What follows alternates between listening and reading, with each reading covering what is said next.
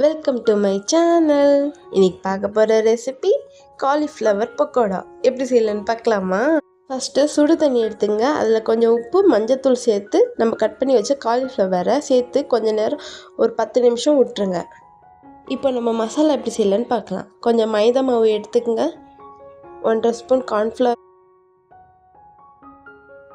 தேவையான அளவு உப்பு, மிளகாய்த்தூள்,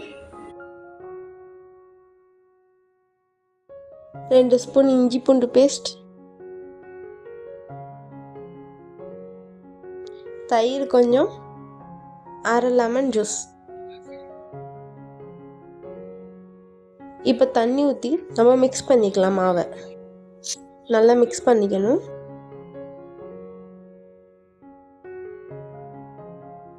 பாருங்க, இந்த மாதிரி இருக்கணும்.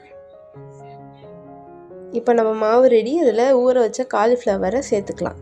சேர்த்துட்டு ஒரு 15 நிமிஷம் ஊற விட்டுடலாம்.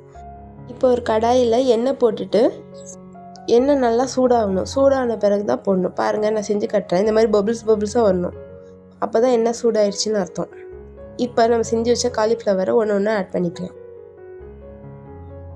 சிம்மில் வச்சுக்கலாம். எண்ணெய் நல்லா சூடான பிறகு போட்டால் தான் ஒட்டாமல் வரும். இப்போ காலிஃப்ளவரை திருப்பி போட்டுக்கணும். பாருங்கள், எப்படி ஒட்டாமல் எவ்வளோ சூப்பராக வருது பாருங்கள். இப்போ ரெடி ஆயிடுச்சு நம்ம காலிஃப்ளவர். பார்த்தீங்களா, எவ்வளோ சூப்பராக இருக்குது. வெளியில் நல்லா மொறு மொறுப்பாக, உள்ளக்க நல்லா சாஃப்டாக, ரொம்ப சூப்பராக இருக்கும். ட்ரை பண்ணி பாருங்கள்.